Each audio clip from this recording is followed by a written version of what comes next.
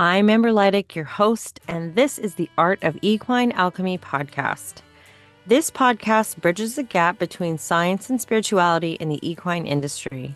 Through healing journeys and real stories shared by courageous and unfiltered individuals at the forefront of these shifts, we explore how they reclaimed their power, found their voices for themselves and their horses, and how the work they do paves a road that gives permission for everyone else to do the same. Our intention is to lead a shift within the equine industry that challenges outdated traditions and methods that no longer align with our updated understandings of the horses and humans, mind, body, and spirit. Our mission is to create an expansive platform and community, online and in person, to connect with conscious and compassionate people in the equine industry who have the courage to speak up on the behalf of the horses. Thank you for being here. Together, we can be the voice they do not have.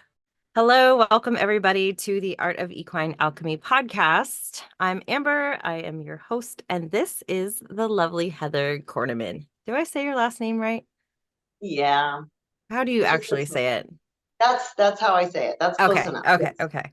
Because I've been on the struggle bus with everybody's names for the presenters of this event. Wait till you guys see the sales page that comes out. You think that I'll have a blooper video because it was a mess. It was like a big mess. So, I welcome. love beavers. I Thank know. you. So, tell everybody that doesn't know you about what you do in horse world. I know this is such a big question that everybody gets a little bit like, well, which day? Which is Totally. what I love about all of you guys is that we have to just adjust and adapt to whatever's in front of us. And so I think everyone is so diverse, but you can give a general Yes. rundown of the things that you do.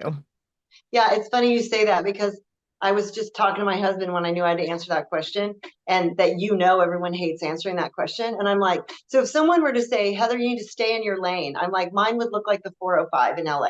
That's that's Those what are it my would look. lanes. That's how many lanes I have.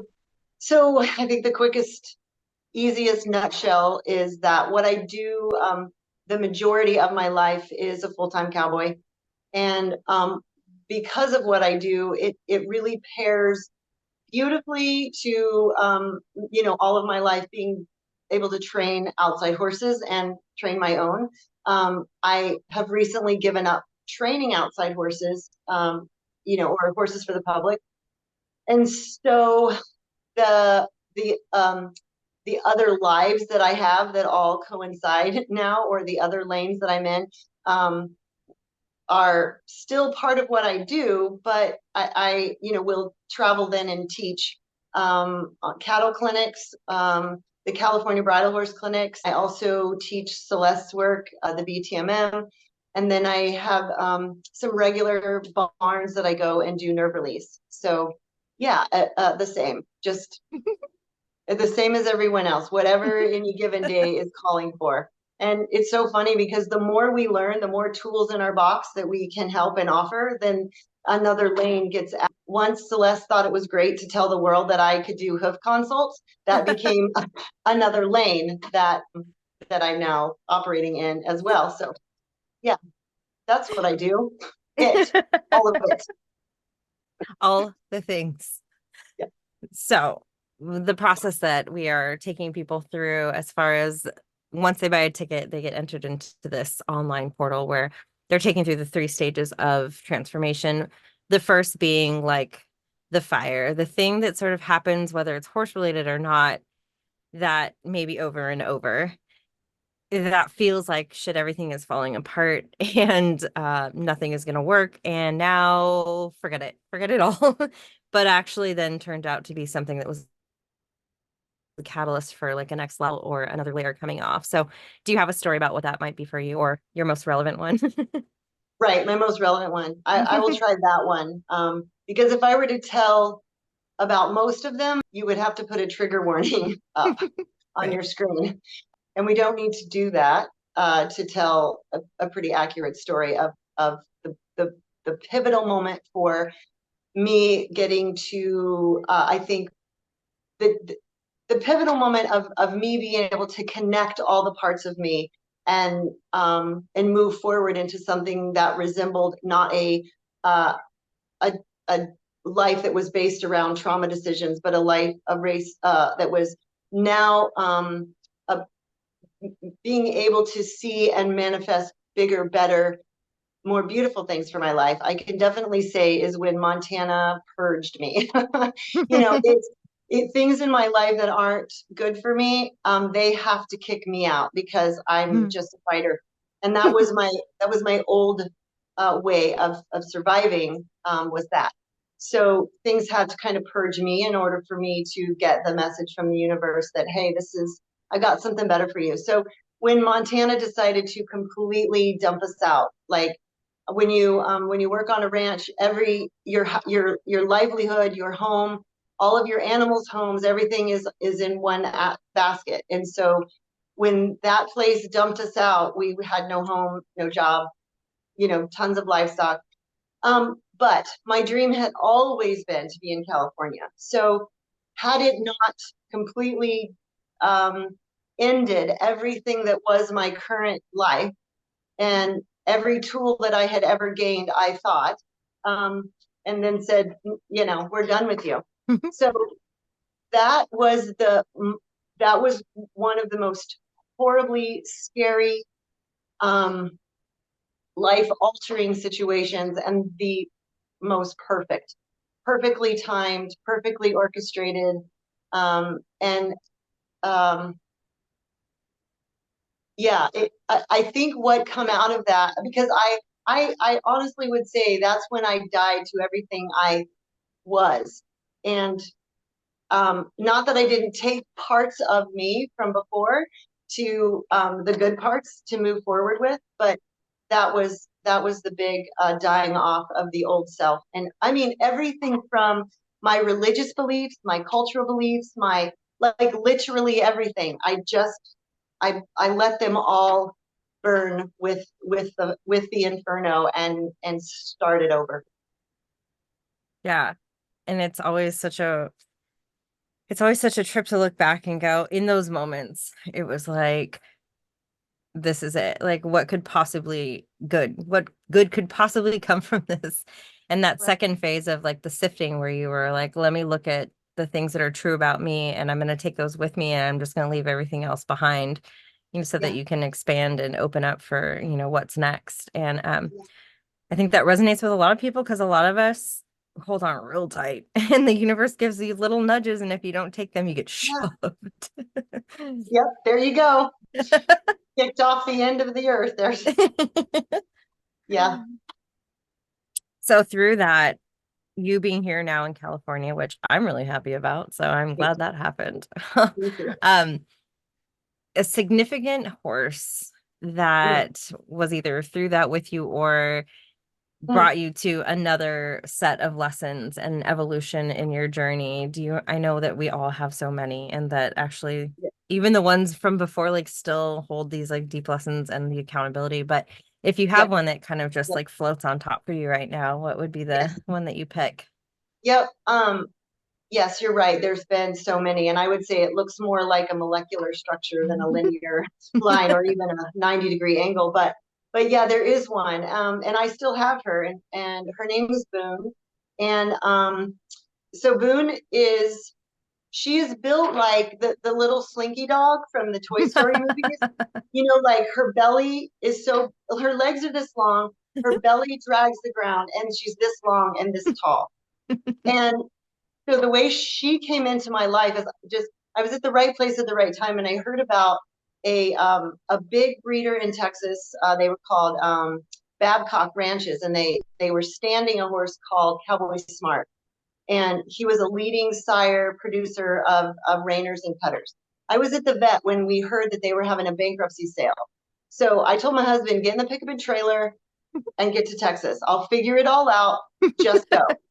And so he did, and I made some calls, and I got my hands on a list of the horses that were going to be in that auction, and that they were going to have it live, because not everybody could get to Texas overnight, right, from Montana. So I'm looking through the list, and I know these bloodlines so well, and so I'm circling like A team, B team, C team, because I'm still knowing that A team is going to be out of my price range. So so um, anyone that doesn't know me, I have 7 red mares. So just a little, that's just a little lens, to look through to the kind of person I am. So there's a discrepancy in this bidding on this particular horse. So the next one to come in the ring, who is circled as my A team, she is on 2 back feet and she is striking at the air and striking in every direction. And she'll land and then she'll lunge and bite and then she'll strike again. And I'm calling my husband. I'm like, she's the one. She's the one. To me. I'm like, I just have her. Like, who does that? So Tara, actually. Tara in Tara's interview is very similar to that. everybody in this group does that. So yeah, so brought her home and she was 18 months old. So who knows what they did to get her ready for an overnight sale, right? So the thing about Boone that was so spectacular is she was so mad. And I had raised my own horses for a long time, so I didn't have that to deal with. It had been a minute since I had to deal with a horse that was that pissed off. So not only was she riddled with physical challenges that I didn't have the tools to meet because biomechanics had not entered my realm of knowing. Like that was just not a thing. Cowboys kind of have, a beautiful way, the right ones, let me just say. Mm-hmm. There's a cowboy that gets a label out there as being a cowboy, and it is not. Real cowboys are really good horsemen. They need those. That's their entire work, right? But as far as talking about how a horse moves and that wasn't in my vocabulary. So with Boone, I had all the emotional traumas, that all the anger, all the layers of that, and then I have a horse that doesn't move good by herself. So that's something I also had never thought about. One of the things that had made me a good horseman at that stage in my life was looking at how a horse moved without me and saying, okay, if they can move like that without me, like we don't have to teach them to stop and turn around, like that's silly. They do that already. We just have to learn how to get out of the way. So that was a big realization for me. But then with her, she was gross by herself. She'd have her little head up and her little back hollow and she tink, tink, tink, tink, tink. And I'm like, oh, that cannot be good. Like she can't do anything. She couldn't stop. She couldn't turn. Even though I had turned her out for several years and just worked on her not being so pissed off, she couldn't move well on her own.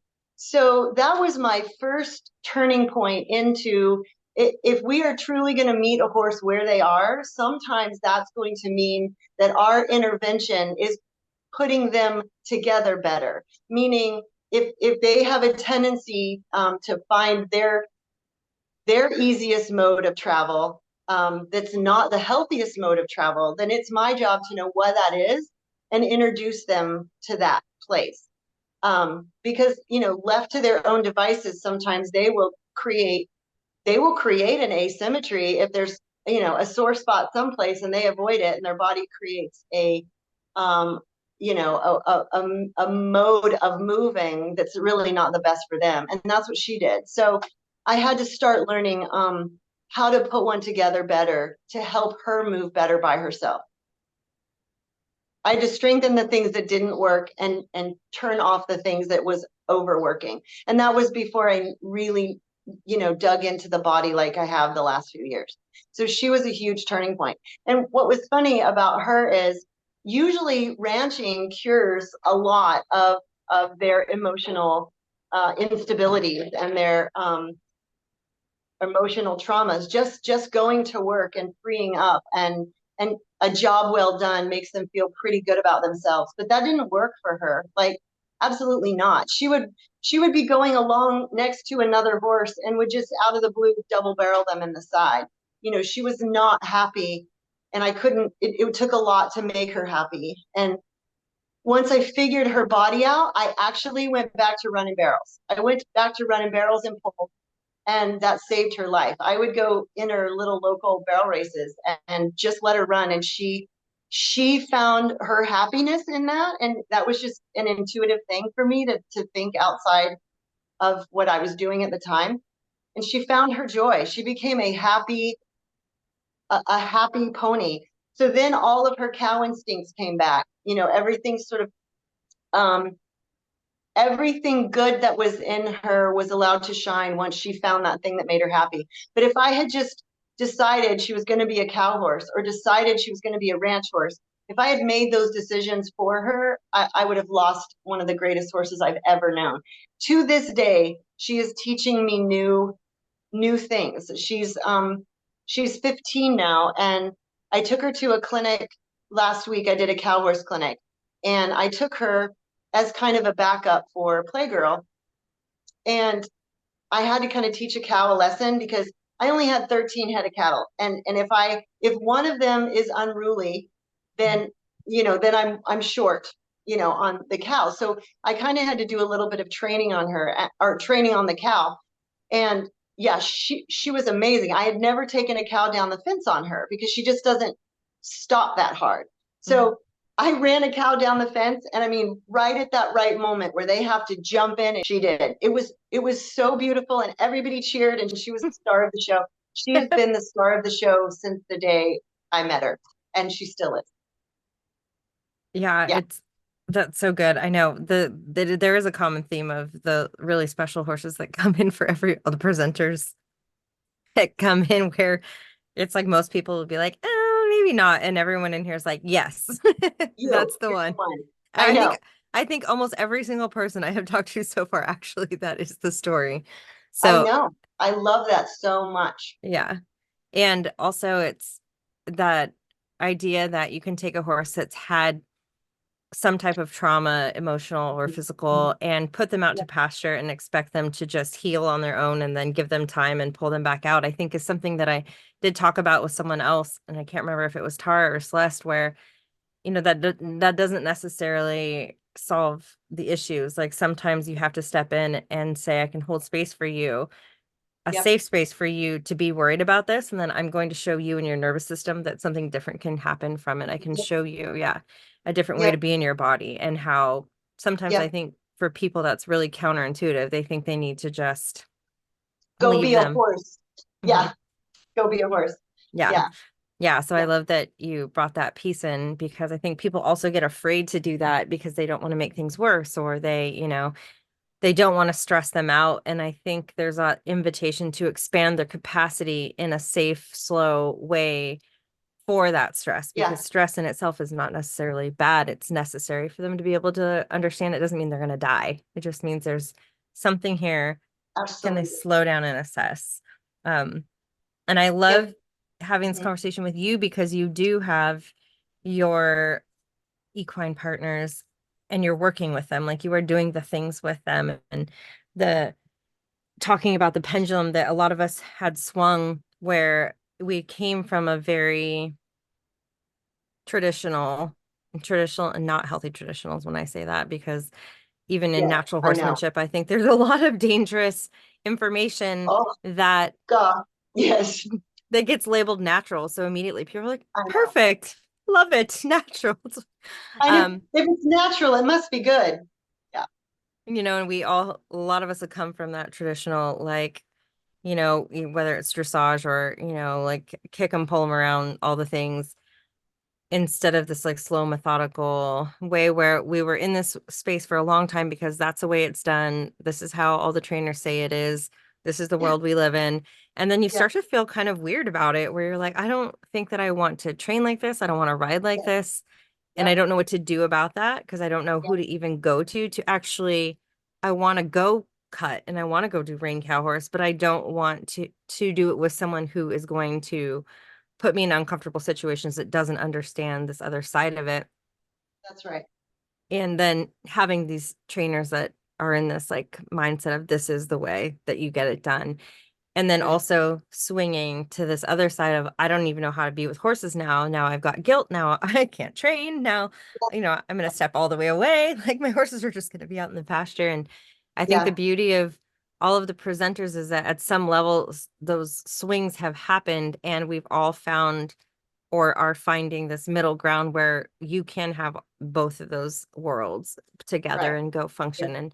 Yep. And so I love having you share about that piece because you do have partners that are physically, mentally, energetically happy to go work with you. And Right. to Yep. be an example of that for people that are trying to figure that part out is, I think, pivotal because we all kind of had to figure it out on our own. Yeah. And to have mentors that have been in all of the areas to say, I'm going to hold this, like, this is what's supposed to be happening and it's fine and it's uncomfortable and you're going to be confused and you're going to Yeah. get through it. Yeah. Um, Yeah. so yeah, having that value of that, I find just what makes a lot of this so special. Right. I think if people could understand horses a little bit better, to be honest, because I I have proved in my own life and in my circles, it's a normal thing for horses to go to work. But I have that other side of me, that other lens that a lot of people don't have, where I am always looking at their communication, always, even before I had all the ways I knew of reading it, I was always looking at something they would do or say that was um, they're not happy about this, and I never overrode that. Even when know I didn't know better, I didn't know all the tools, I never overrode that. And I think one of the things that always kept me in balance was that there was the trainer world that I was in, but there was always me as a cowboy, me ranching, me doing a job on a horse, and they were always happier there. So I Mhm. knew with hundreds of examples in just my own journey that horses need a purpose. They need to partner with us to do something that makes them feel accomplished. That doesn't mean winning. It doesn't mean, I mean, it can, but it doesn't mean that. They don't necessarily know when they win. They know how we feel about what they've done. So when I do a job with them and we have just, you know, chased a cow down the fence and had to turn it back and now the cow is quiet, they know with my reaction that we just did something together that means something to them. And I think that's why my horses are so, and they didn't start that way. I don't have all horses that I raised and they're just perfectly, always well adjusted. I have 50% of my horses are rescue of some sort, and but they are all the same now. And it's not because I was hard on them or whatever. It's just because I gave them a purpose that they could feel good about doing something together. The things that we survive together on a daily basis, they know it and I know it, that we just did something really big together. So I've always had that to kind of never lose focus of when I did stop training the same way, when I realized that the training methods that I had, they actually weren't working for my horses. They weren't working for me. They weren't lending itself to a happy horse partnership. I could let that go, but at the same time, I could always keep moving forward with our job together because that's where we both found each other and found our happy. Yeah. And I think the theme with all of us that we're going on this journey is that we were listening to the horse and Yes. how people write off behavior as something to fix, or there needs to be an exercise or a solution to this instead of saying this is Right. actually communication. Yes. And why is that not just normal? Why is that not just Right. something in the industry that is looked at like Yes. that's telling you something?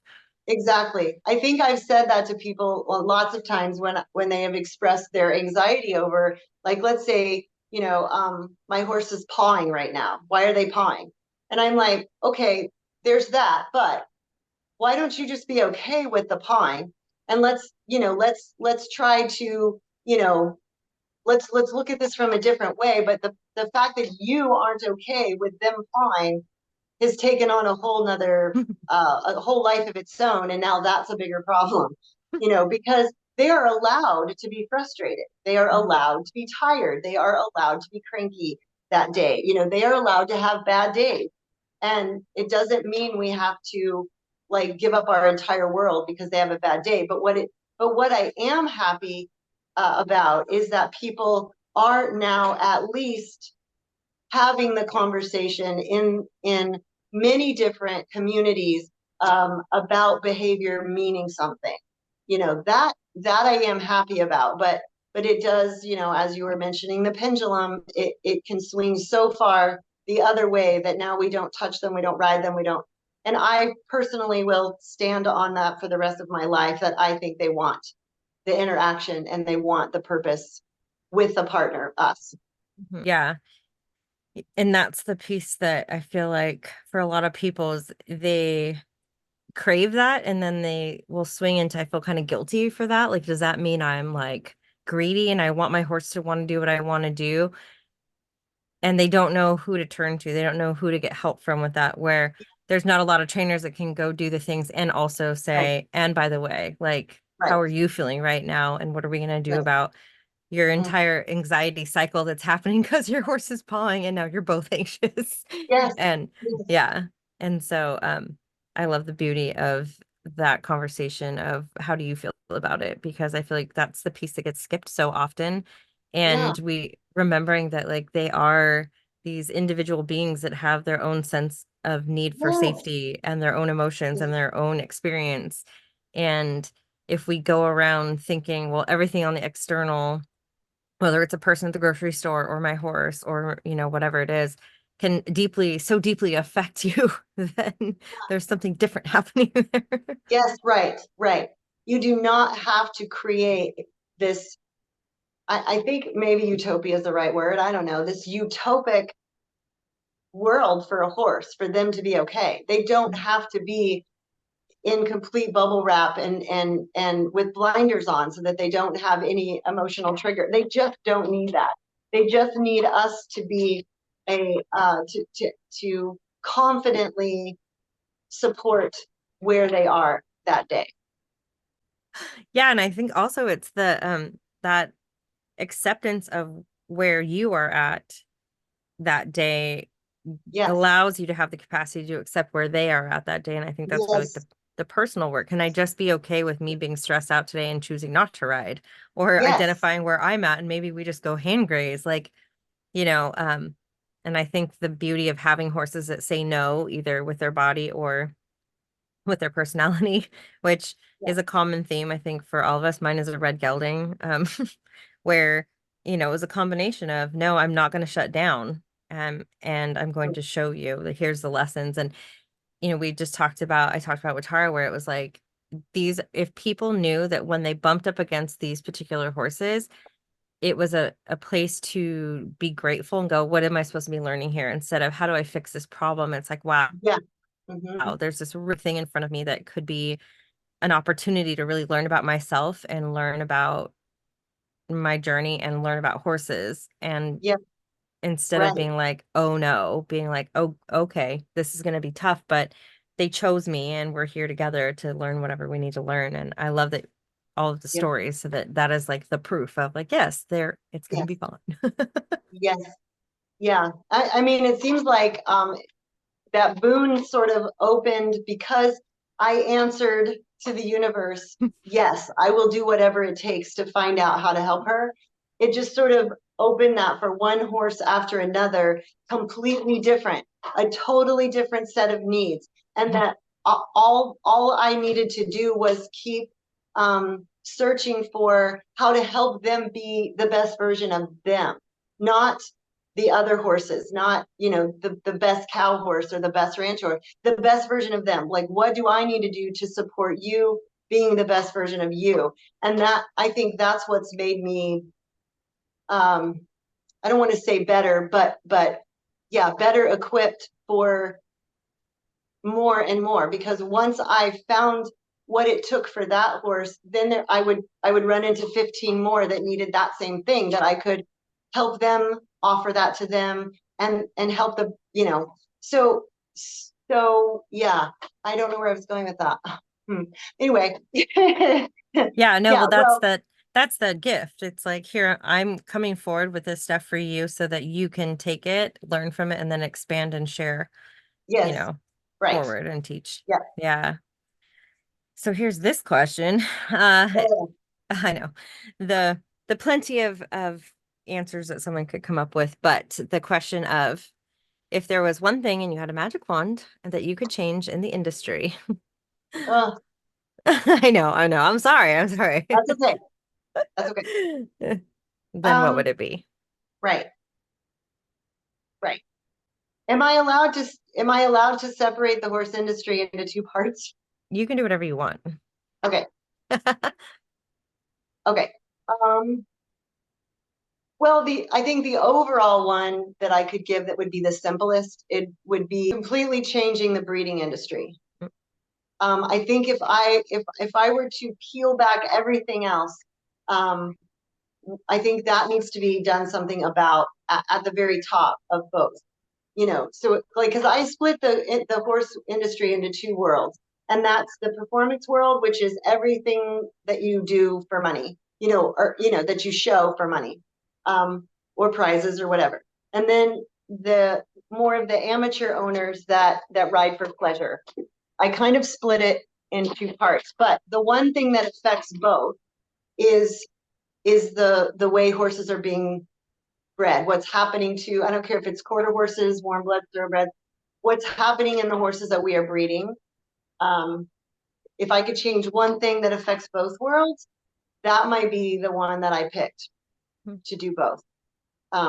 Which would kind of mean we need to move the dollar around, because if that's what's being chased, we need to move it. It needs to go from what it's placed on now to something different.